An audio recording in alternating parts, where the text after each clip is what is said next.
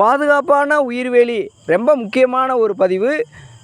கிழுவை குச்சிகளை நட்டு அதில் மூலிகை செடிகளை படர விட்டு பல்வகையான நன்மைகளை நம்ம பெறுவது சம்பந்தமான ஒரு காணொலியை நம்ம பதிவிட்டிருந்தோம்.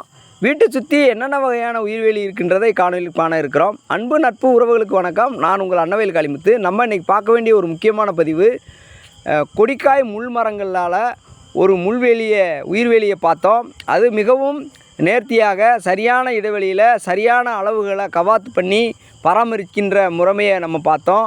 அதே மாதிரி இருவாச்சி என்ற ஒரு மரத்தினால் பசுமை உயிர்வேலிகளை அமைக்க முடியுன்றதையும் நம்ம பார்த்தோம். அதே மாதிரி மாவட்டங்கள் தோறும் நம்ம பயணம் மேற்கொண்டோம்னா ராமேஸ்வர பகுதியில் பார்த்தோம்னா பனை மரங்களில் கற்காக்களை எடுத்து அது சரியான முறையில் சரியாக பின்னப்பட்டிருக்கிறத நம்ம பார்த்தோம்.